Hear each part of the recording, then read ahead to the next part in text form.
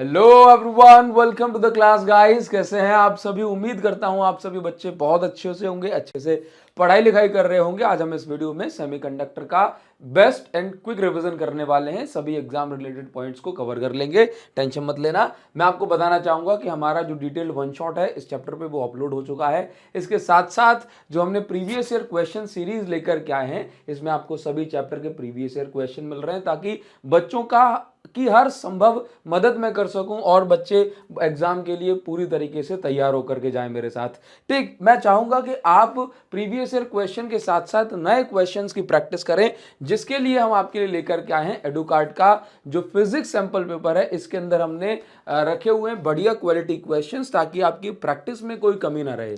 Sample paper में आपको मिलेंगे case study based question, assertion, reason और पूरा जैसा सीबीएसई का जो लेवल होता है क्वेश्चंस के पूछे जाने का, एज इट इज आपको वही मिलेगा। और मैं आपको विश्वास दिलाता हूं, जो बच्चा इस सैंपल पेपर को अच्छे से प्रैक्टिस कर लेगा, एज इट इज क्वेश्चंस देखे जाने के, एज इट इज पैटर्न देखे जाने के भरपूर चांसेस हैं इस सैंपल पेपर के अंदर से, है ना, क्योंकि इसको बढ़िया से डिजाइन करा गया है। क्लियर? तो आप इसको अभी ऑर्डर करें, अभी प्रैक्टिस करें। लिंक आपको इस वीडियो के डिस्क्रिप्शन में मिल जाएगी, जरूर से एक बार चेक कर लेना, है ना। अपन को लेट नहीं होना है, नए क्वेश्चंस, अच्छे क्वेश्चंस को प्रैक्टिस करना है। क्लियर है? चलिए स्टार्ट करेंगे, अभी ऑर्डर करो इसको। ठीक, सबसे पहले हम सेमीकंडक्टर में बात करेंगे। सेमीकंडक्टर कैसे मटेरियल हैं, इनका क्या यूज है। तो मैं आपको बताता हूं कि कंडक्टिविटी के बेसिस पर हमने मटेरियल्स को तीन फॉर्म में क्लासिफाई करा।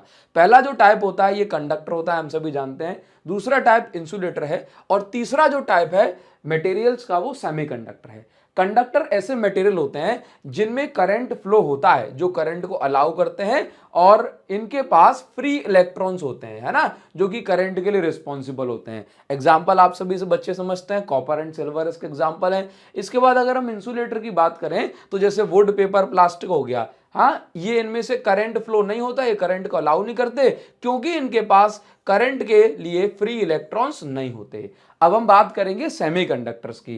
तो भाई सेमीकंडक्टर की अगर हम बात करें तो इनकी जो कंडक्टिविटी है ये इंसुलेटर और कंडक्टर के बीच में लाई करती है, इंसुलेटर से ज्यादा, कंडक्टर से कम।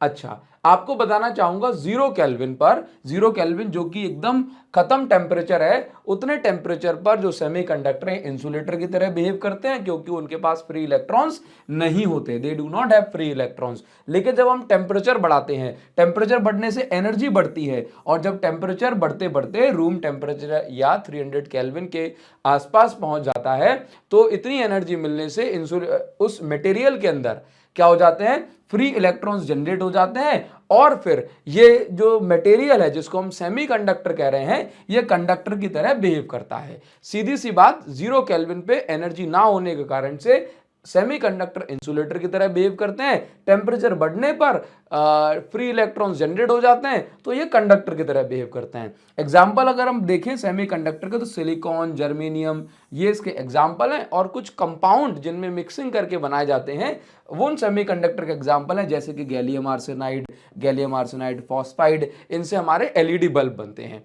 क्लियर है? तो ये बेसिक इंट्रोडक्शन हुआ। आगे हम बढ़ते हैं और देखेंगे कि जो हमारे सिलिकॉन और जर्मेनियम मोस्ट यूज सेमीकंडक्टर हैं इनकी क्या खासियत है। तो देखो, सिलिकॉन का एटॉमिक नंबर होता है 14, ग्रुप 4 के एलिमेंट है ये, और जर्मेनियम का एटॉमिक नंबर है 32। अगर हम यहां पर ध्यान से देखें तो ये दोनों ही, इनकी वैलेंसी क्या है, अगर हम इलेक्ट्रॉनिक कॉन्फ़िगरेशन की बात करें 2,8,4, 2,8,18,4, मतलब दोनों के ही आउटर शेल में 4 इलेक्ट्रॉन्स होते हैं, है ना। तो दोनों के आउटर शेल में कितने इलेक्ट्रॉन है? 4 इलेक्ट्रॉन है, जिनको हम वैलेंस इलेक्ट्रॉन भी कहते हैं। क्या बोलते हैं? Valence electron. क्यों? क्योंकि ये एक दूसरे की वैलेंसी फुलफिल करने का काम करते हैं। सर कैसे? देखो मैं आपको बता दूं, जैसे हम सिलिकॉन के एग्जांपल से पूरे सेमीकंडक्टर को समझते हैं, चाहे आप सिलिकॉन का एग्जांपल लें चाहे आप जर्मेनियम का एग्जांपल लें, है ना। तो देखिए एक ही बात है, सिलिकॉन के आउटर शेल में 4 इलेक्ट्रॉन है, ये सिलिकॉन चाहता है कि मेरे आउटर शेल में 8 इलेक्ट्रॉन आ जाएं। तो ये क्या करते हैं, सभी सिलिकॉन्स अपने अपने आसपास के सिलिकॉन से एक एक इलेक्ट्रॉन की शेयरिंग करते हैं। जैसे ये बीच वाला जो सिलिकॉन है ये एक एक इलेक्ट्रॉन की शेयरिंग कर रहा है ना, ये एक एक इलेक्ट्रॉन इससे ले रहा है और अपना एक इलेक्ट्रॉन इसको दे रहा है, एक इलेक्ट्रॉन इससे लेगा और अपना एक इलेक्ट्रॉन इसको देगा, एक इलेक्ट्रॉन लेगा अपने एक इलेक्ट्रॉन देगा। तो सभी इलेक्ट्रॉन के पास ये शेयरिंग होने से इनकी जो वैलेंसी है फुलफिल होती रहती है। तो अगर हम सिलिकॉन का स्ट्रक्चर बनाते हैं तो कुछ इस तरह का बनेगा, जिसको हम अभी बताते हैं। ये इस तरह का बनेगा। इसमें आप देख पा रहे हैं, जैसे ये बीच वाला सिलिकॉन देख लो, तो यहां पर एक इलेक्ट्रॉन ये इसको दे रहा है, एक इलेक्ट्रॉन से ले रहा है, एक इलेक्ट्रॉन दे रहा है, एक इलेक्ट्रॉन ले रहा है। क्लियर है? तो ये सिलिकॉन का पूरा क्रिस्टल होता है और ऐसे ही सारा तालमेल चलता है। इसमें करंट कैसे फ्लो होता है, इसको समझने से पहले मैं आपको बताऊं कि सेमीकंडक्टर जो है ये दो टाइप के होते हैं। क्लियर? एक होता है इंट्रांसिक सेमीकंडक्टर, दूसरा होता है एक्सट्रांसिक सेमीकंडक्टर। समझना, इंट्रांसिक सेमीकंडक्टर ये प्योर सेमीकंडक्टर कहलाते हैं, इनमें किसी तरह की कोई मिलावट नहीं होती। ठीक? एक्सट्रांसिक सेमीकंडक्टर इम्प्योर सेमीकंडक्टर हैं, इनमें हम मिलावट करते हैं। मिलावट करने का मतलब है कि सिलिकॉन में सिलिकॉन के अलावा कुछ और एटम्स की मिक्सिंग करी जाती है, इसलिए इनको इम्प्योर सेमीकंडक्टर बोलते हैं। इनका नाम है एक्सट्रांसिक सेमीकंडक्टर। क्लियर? इंट्रांसिक सेमीकंडक्टर एक ही टाइप के होते हैं, वो खुद हैं। एक्सट्रांसिक सेमीकंडक्टर दो टाइप के होते हैं, एन टाइप सेमीकंडक्टर और पी टाइप सेमीकंडक्टर। क्लियर है? एक्सट्रांसिक सेमीकंडक्टर इंप्योरिटी को ऐड करने से बनते हैं, तो इंप्योरिटी के बेसिस पर ये दो टाइप के होते हैं, है ना। अगर हम पेंटावैलेंट इंप्योरिटी ऐड करते हैं तो बनते हैं एन टाइप सेमीकंडक्टर, और अगर हम ट्राइवैलेंट इंप्योरिटी ऐड करते हैं तो बनते हैं पी टाइप सेमीकंडक्टर।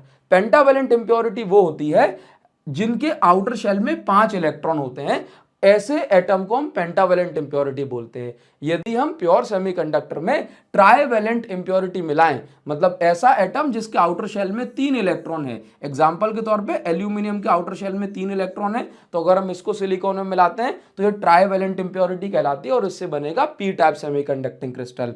फॉस्फोरस के आउटर शेल में 5 इलेक्ट्रॉन है ना, पेंटावैलेंट एटम हो जाएगा फॉस्फोरस, तो इसको मिलाने से बनेगा एन टाइप सेमीकंडक्टिंग क्रिस्टल। उम्मीद करता हूं समझ में आई होगी बात। अच्छा, अभी इंट्रांसिक सेमीकंडक्टर के अंदर करंट किस प्रकार से फ्लो होता है, आप यहां पर थोड़ी सी नजर डालेंगे।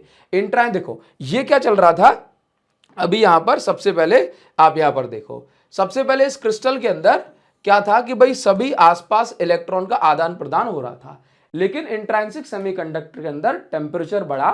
टेम्परेचर बढ़ने से जो कोवेलेंट बॉन्ड बनी थी, जिनमें आपस में इलेक्ट्रॉन की शेयरिंग हो रही थी, वो उससे टेम्परेचर बढ़ने से एनर्जी बढ़ी, उससे इलेक्ट्रॉन हो गया फ्री और इलेक्ट्रॉन फ्री हो गया। अब यहां से एक इलेक्ट्रॉन चला गया ना, तो ये जगह खाली हो गई। इस खाली जगह को कहा गया होल, इस खाली जगह को आ गया होल, है ना। तो अभी कहीं से आसपास से कोई इलेक्ट्रॉन आएगा और इसमें आकर के बैठ जाएगा, तो फिर ये जगह खाली हो जाएगी, यहां बन जाएगा होल, है ना। यहां से कहीं इलेक्ट्रॉन आएगा घूमते हुए, यहां बैठ जाएगा, यहां बन जाएगा होल। तो इस प्रकार से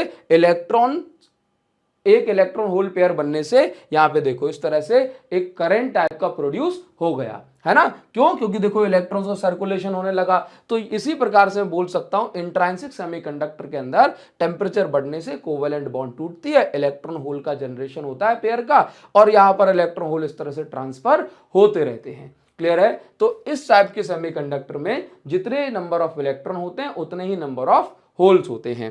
क्लियर है? आगे बढ़ेंगे, थोड़ा सा समझेंगे चीजों को और। ठीक, एक्सट्रांसिक सेमीकंडक्टर में अभी क्या होता है वो आपको बताता हूं। इंट्रांसिक सेमीकंडक्टर प्योर है, पूरी तरह से टेम्परेचर पर डिपेंडेंट है। टेम्परेचर बढ़ेगा तो ही इलेक्ट्रॉन फ्री होगा, नहीं तो नहीं होगा, तो उसमें करंट भी फ्लो नहीं होगा। जबकि एक्सट्रांसिक सेमीकंडक्टर की अगर हम बात करें तो ये पूरी तरह से टेम्परेचर इंडिपेंडेंट होते हैं। टेम्परेचर कम हो ज्यादा हो, लेकिन इसमें करंट हमेशा फ्लो होगा। जानते हैं कैसे? तो अभी हम पढ़ने वाले हैं एन टाइप सेमीकंडक्टर। क्लियर है? एन टाइप सेमीकंडक्टर बनाने के लिए प्योर सिलिकॉन का जो क्रिस्टल है, इसके अंदर हम पेंटावैलेंट इंप्योरिटी जैसे कि फास्फोरस को ऐड करते हैं। तो पेंटावैलेंट इंप्योरिटी मतलब इसके आउटर शेल में 5 इलेक्ट्रॉन है। ठीक, तो इनके आसपास के जो 4 इलेक्ट्रॉन जो होते हैं ना, वो तो शेयरिंग के काम में लग जाते हैं, लेकिन इसका जो 5वां इलेक्ट्रॉन जो फ्री हो जाता है, ये अब थोड़ी सी 0.01 इलेक्ट्रॉन वोल्ट एनर्जी मिलने पर ही ये फ्री हो जाता है ना। तो चाहे कोई भी मौसम हो, सर्दी गर्मी बरसात, कोई भी टेम्परेचर हो, हमेशा ये 5वां इलेक्ट्रॉन फ्री होता है और करंट बनाता है। तो इसमें इलेक्ट्रॉन्स है, लेकिन थोड़ा बहुत टेम्परेचर भी अगर बढ़ता है तो यहां से इनकी कुछ कोवेलेंट बॉन्ड और भी टूट जाती है। तो यहां पर इलेक्ट्रॉन्स तो बहुत सारे सारे हो जाते हैं लेकिन थोड़े बहुत होल्स भी जनरेट हो जाते हैं। तो यहाँ पर फ्री इलेक्ट्रॉन की जो डेंसिटी है मच मच ग्रेटर देन है होल डेंसिटी के। क्लियर है?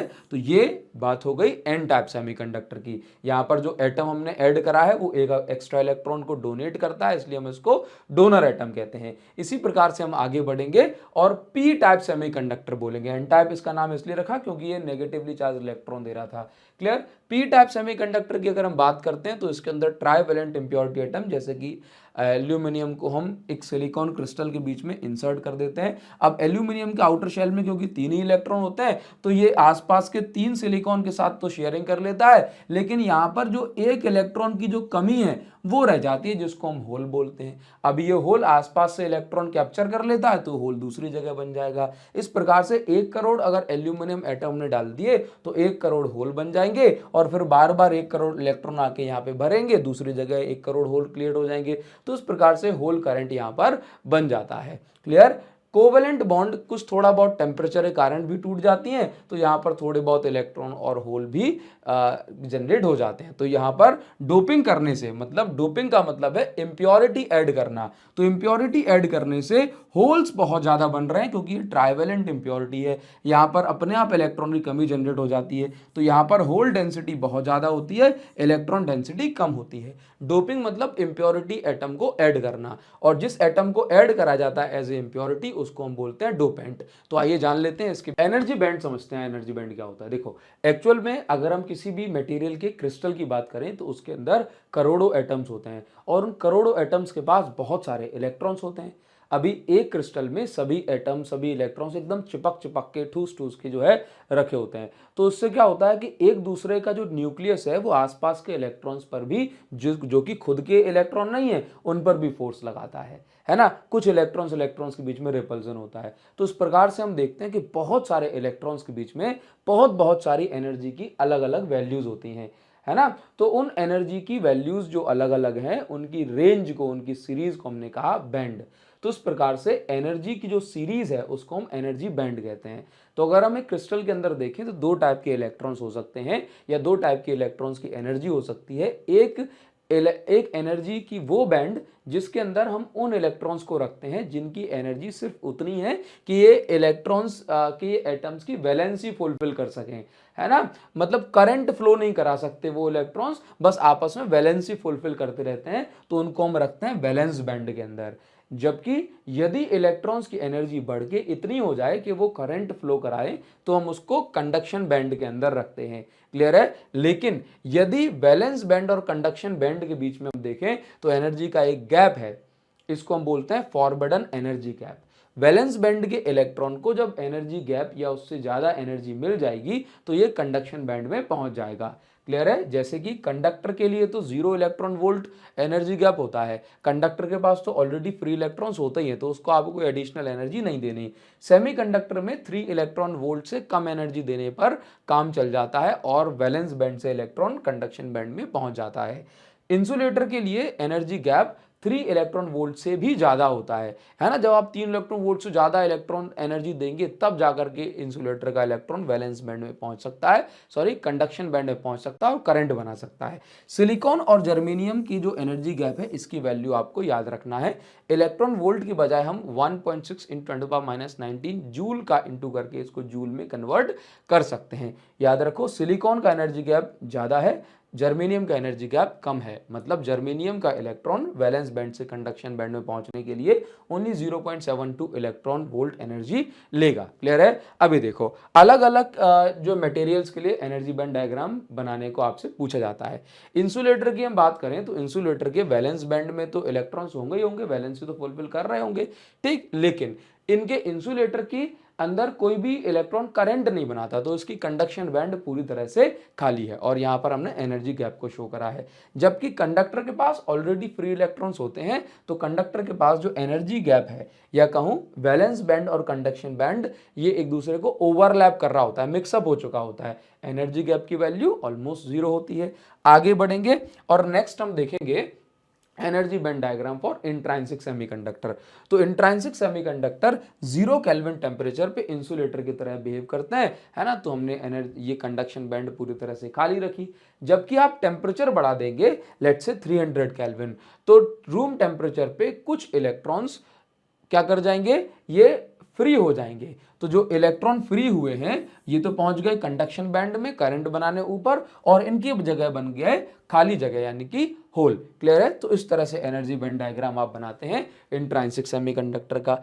अब एक्सट्रांसिक सेमीकंडक्टर दो टाइप के होते हैं, एन टाइप। तो एन टाइप में क्या होता है भाई, एन टाइप में तो अपने आप ही, क्योंकि हम पेंटावेलेंट इंप्योरिटी ऐड करते हैं तो पांचवा इलेक्ट्रॉन अपने आप फ्री हो जाता है, तो उसकी वैलेंस बैंड में तो इलेक्ट्रॉन रहेंगे ही, ऑब्वियस सी बात है। लेकिन इसके कंडक्शन बैंड में भी हमेशा क्या रहेंगे, हमेशा इसके पास इलेक्ट्रॉन्स रहेंगे। तो ये इलेक्ट्रॉन्स हमने बनाए हैं।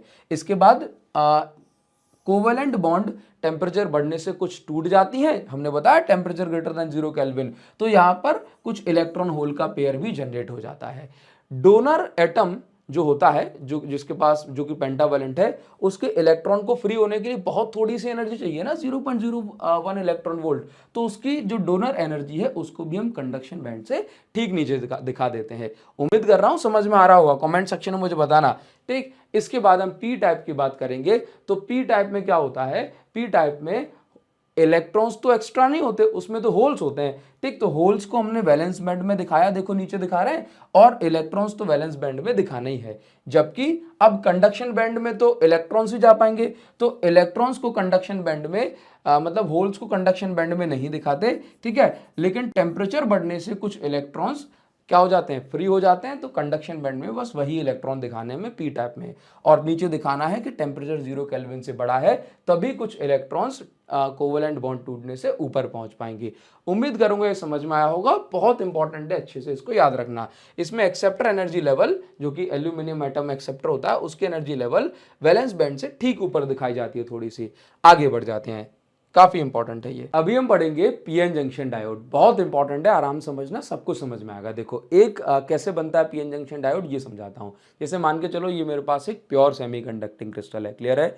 इसके एक एंड पे मैंने क्या करा, ट्राइवेलेंट डोपिंग की, जिससे ये वाला जो साइड है ये बन गया पी टाइप क्रिस्टल, क्लियर। इसके बाद इसके दूसरे वाले एंड पे हमने पेंटावेलेंट इंप्योरिटी ऐड की, तो ये वाला जो एंड है ये बन गया एन टाइप क्रिस्टल, क्लियर है। याद रखेंगे पी टाइप क्रिस्टल में होल्स बहुत ज्यादा होते हैं और इलेक्ट्रॉन्स बहुत कम होते हैं, जबकि एन टाइप क्रिस्टल में इलेक्ट्रॉन्स बहुत ज्यादा होते हैं और होल्स बहुत कम होते हैं। तो जो चीज ज्यादा है ना उसको हम मेजॉरिटी बोलते हैं, और जो चीज कम है उसको हम माइनॉरिटी बोलते हैं। तो पी में होल्स मेजॉरिटी में होते हैं, इलेक्ट्रॉन्स माइनॉरिटी में, जबकि एन में इलेक्ट्रॉन्स मेजॉरिटी में होते हैं और होल्स माइनॉरिटी में, क्लियर है। अभी देखो यहाँ पर होल्स और इलेक्ट्रॉन्स की जो कॉन्सेंट्रेशन है ये अलग अलग है। हाँ, तो जैसे यहाँ पे होल बहुत ज्यादा है, यहाँ पे इलेक्ट्रॉन्स बहुत ज्यादा है, तो अभी जब ये दोनों एक बनते हैं ना, क्लियर, तो क्या होता है कि पी से जो कुछ होल्स निकल के इस साइड आते हैं और एन से कुछ होल्स निकल के इस साइड आते हैं, ये दोनों आपस में मिल जाते हैं। अब भाई मिल जाते हैं तो फिर क्या हो जाता है, ये दोनों जो है कैद हो जाते हैं, है ना, होल्स में इलेक्ट्रॉन आकर के कैद हो जाते हैं। कैद हो जाते हैं तो यहां पर एक बीच में एक लेयर बन जाती है। इस लेयर में क्या होता है, इस लेयर में होते हैं इमोबाइल आयन, यानी कि ऐसे आयन जो अब मूव नहीं कर सकते, इलेक्ट्रॉन होल कैद हो गए, क्लियर है, इमोबाइल आयन बन जाते हैं। लेकिन आपने यहां पर अभी क्या देखा कि पी से क्योंकि होल निकल के आ गए, तो यहां पर ये वाले रीजन में थोड़ा सा नेगेटिव चार्ज आ गया, क्योंकि होल निकल के आ गए ना, तो नेगेटिव चार्ज आ गया। जबकि इलेक्ट्रॉन से मतलब एन रीजन से इलेक्ट्रॉन निकल के चले गए, तो जहां से इलेक्ट्रॉन निकल जाते हैं वहां पे हल्का सा पॉजिटिव पोटेंशियल डेवलप हो जाता है। तो आप यहां पर देखेंगे कि यहां पे नेगेटिव चार्ज बन गया, यहां पे पॉजिटिव चार्ज बन गया। तो ये है पी रीजन, ये है एन रीजन। तो आप यहां पर ये देखो कि यहां पर इलेक्ट्रिक फील्ड बनने लगती है अक्रॉस पी एन जंक्शन। ये जो बीच वाला जो आप सेक्शन देख रहे हैं ना, इसको हम पीएन जंक्शन बोलते हैं, दोनों का जंक्शन है, ज्वाइंट है, मीटिंग पॉइंट है, क्लियर है। और इस जंक्शन पे एक लेयर बन गई, ये इस लेयर में क्या है, इमोबाइल आयन है, ऐसे आयन जो अब मूव नहीं कर सकते, और इस लेयर को हम क्या बोलते हैं, डिप्लीशन लेयर। तो depletion layer contains immobile ions. आगे आप ये देखेंगे कि यहाँ पर जो पॉजिटिव और नेगेटिव चार्ज डेवलप हो गया, इसका काम क्या है, इसका काम यह है कि अब कोई होल अगर इस साइड जाना चाहेगा तो ये पॉजिटिव चार्ज इसको रिपेल करके भगा देगा, आने नहीं देगा। क्लियर है। इलेक्ट्रॉन को यहां आना चाहेगा तो ये नेगेटिव चार्ज उसको रिपेल करके भगा देगा, आने नहीं देगा। तो ये जो इलेक्ट्रिक फील्ड बनी या जो पोटेंशियल बना, ये दोनों होल और इलेक्ट्रॉन्स को, मेजॉरिटी को रोकने का काम कर रहा है, यानी कि बैरियर बन रहा है इनके रास्ते में। तो ये जो इलेक्ट्रिक फील्ड बन रही है from N region to P region, इसको हम बोलते हैं बैरियर इलेक्ट्रिक फील्ड। और जो पॉजिटिव चार्ज है ये एक पॉजिटिव पोटेंशियल, ये नेगेटिव चार्ज नेगेटिव पोटेंशियल की तरह एक्ट कर रहा है। तो ये जो पोटेंशियल डिफरेंस अक्रॉस जंक्शन बन रहा है, इसको हम बोलते हैं बैरियर पोटेंशियल। इसका भी सेम काम है जो कि बैरियर इलेक्ट्रिक फील्ड का है। उम्मीद करता हूं आपको ये समझ में आया होगा। क्लियर है। आगे हम बढ़ेंगे तो अब मैं आपको बताता हूं, जो डिप्लीशन लेयर की हमने डेफिनेशन लिखी वो ये है, बैरियर पोटेंशियल की डेफिनेशन लिखी हमने वो ये है। दोनों का काम क्या है ये हमने बता दिया। होल्स और इलेक्ट्रॉन्स का डिफ्यूजन को ये रोकता है ना। चलिए, दो टाइप के करंट होते हैं, एक होता है डिफ्यूजन करंट जो कि कॉन्सेंट्रेशन डिफरेंस के कारण बनता है होल्स और इलेक्ट्रॉन्स के मिलने को, और एक होता है ड्रिफ्ट करंट। जैसे ये इलेक्ट्रिक फील्ड जो है ना, ये इलेक्ट्रॉन को खींच सकती है ना, ये वाली इलेक्ट्रिक फील्ड यहां से होल को खींच सकती है, तो हम इसको बोलते हैं ड्रिफ्ट करंट।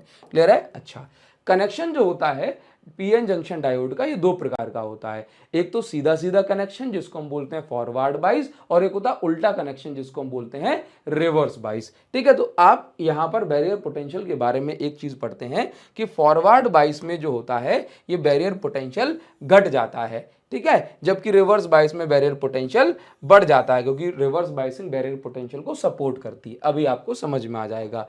ठीक, क्या सीन है देखो। फॉरवर्ड बाइसिंग ऐसा जो है कनेक्शन होता है जिसमें बैटरी के पॉजिटिव एंड को पीएन जंक्शन के डायोड के पी एंड से कनेक्ट करते हैं, नेगेटिव को एन से कनेक्ट करते हैं। ठीक, रिवर्स में उल्टा हो जाता है, डायोड के पी को बैटरी के नेगेटिव से और डायोड के एन को बैटरी के पॉजिटिव से कनेक्ट करते हैं। अभी क्या होता है कि यहां से बैटरी का पॉजिटिव टर्मिनल इन होल्स को धक्का देता है, ये इनको इलेक्ट्रॉन्स को रिपेल करता है, तो ये जो डिप्लीशन लेयर है इस पे दोनों एंड से दबाव पड़ता है ना। तो डिप्लीशन लेयर की जो विड्थ है ये क्या हो जाती है, ये डिक्रीज हो जाती है। क्या हो जाती है, डिक्रीज हो जाती है। जबकि रिवर्स बाइसिंग में उल्टा हो जाता है। रिवर्स बाइसिंग में क्या होता है कि यहां से होल्स को हल्का सा खींचा जाता है, इलेक्ट्रॉन्स को हल्का सा खींचा जाता है, तो डिप्लीशन लेयर की जो विड्थ होती है ये बढ़ जाती है। क्लियर है। अच्छा, फॉरवर्ड बाइस में करंट जो फ्लो होता है ये मेजॉरिटी चार्ज कैरियर का करंट फ्लो होता है ना। जैसे पी के होल्स मूव करेंगे, इलेक्ट्रॉन के मतलब एन के इलेक्ट्रॉन मूव करेंगे, जबकि रिवर्स बाइसिंग में माइनॉरिटी चार्ज कैरियर के कारण ही करंट फ्लो होता है।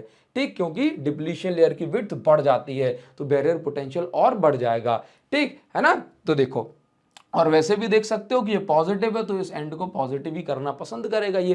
क्लियर है। तो बैरियर पोटेंशियल इस प्रकार से रिवर्स बाइसिंग सपोर्ट करती है और फॉरवर्ड बाइसिंग अपोज करती है।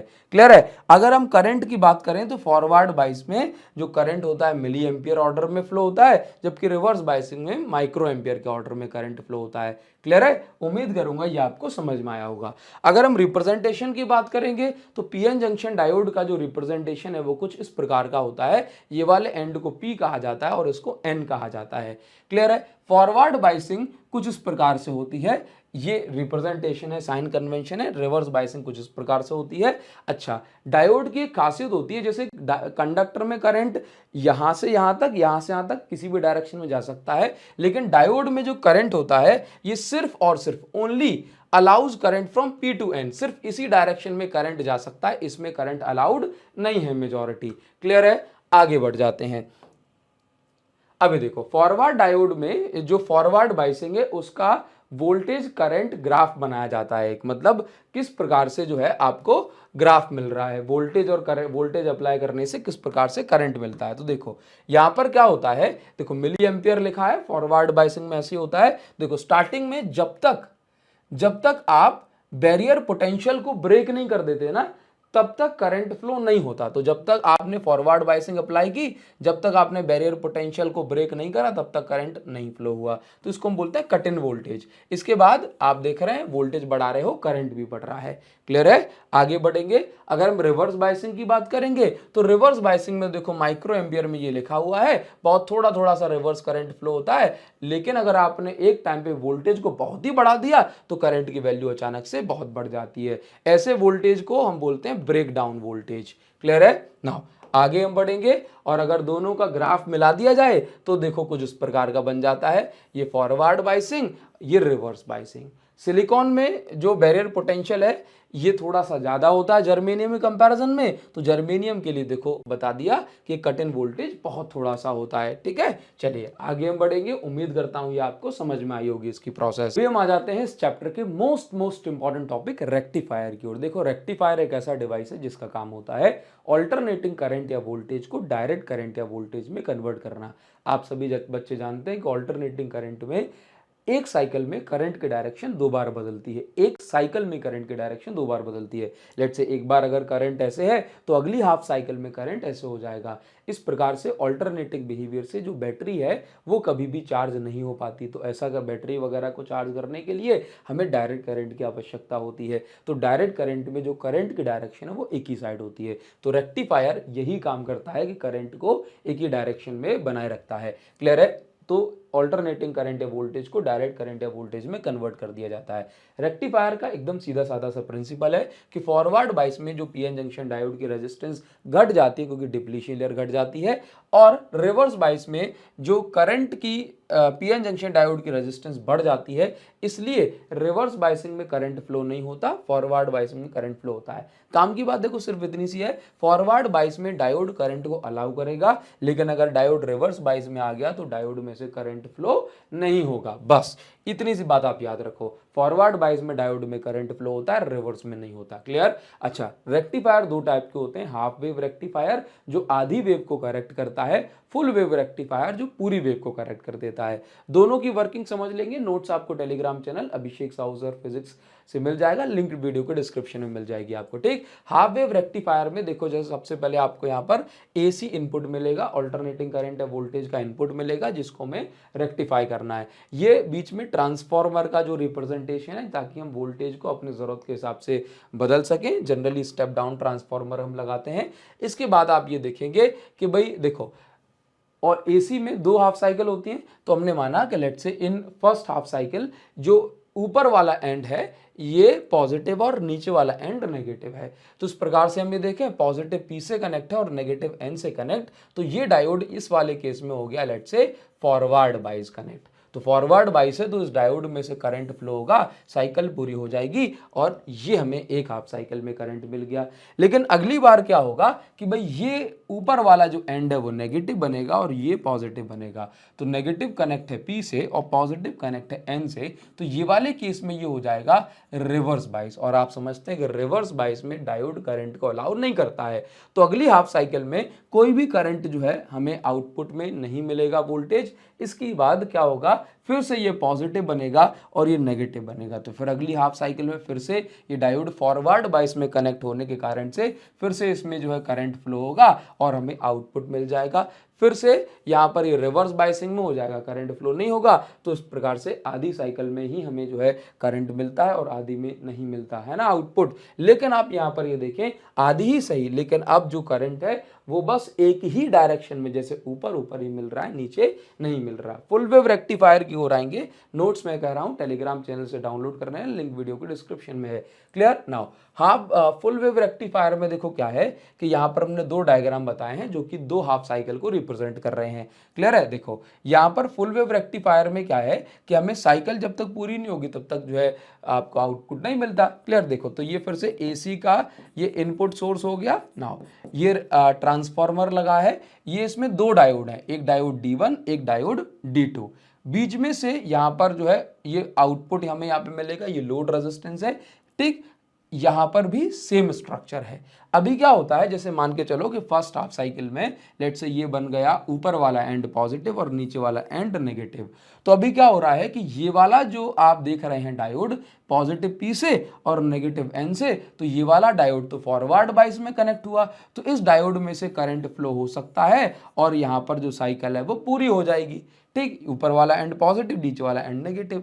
जबकि फर्स्ट हाफ साइकिल में, क्योंकि देखो ये वाला जो एंड है डायोड D2 है, ये रिवर्स बायस में कनेक्ट है, तो इसमें से करंट फ्लो नहीं होगा। मतलब फर्स्ट हाफ साइकिल में हमें आउटपुट मिल रहा है, कहां से मिल रहा है, डायोड D1 से। ठीक, अच्छा इसके बाद अगर हम ये देखें, अच्छा अगर आप ये देखो डायरेक्शन की बात करें तो ये x है, ये y है, तो फर्स्ट हाफ साइकिल में यहां पर हमें पॉजिटिव से इस तरह करंट फ्लो हो रहा है, तो x टू y हमें करंट मिल रहा है। अब हम नेक्स्ट हाफ साइकिल की बात करेंगे तो ऊपर ये नेगेटिव चार्ज आ जाएगा पोलैरिटी और नीचे पॉजिटिव। तो ऊपर वाला डायोड तो रिवर्स बायस में कनेक्ट हो गया, लेकिन नीचे वाला डायोड फॉरवर्ड बायस में कनेक्ट हो गया। तो इस प्रकार से बस नीचे वाले डायोड के थ्रू करंट पास होगा। इस बार भी करंट की डायरेक्शन x से y ही है। इसका मतलब दोनों ही बार ये श्योर हो गया कि करंट सेम डायरेक्शन में हमें मिल रहा है आउटपुट रेजिस्टेंस में। क्लियर है?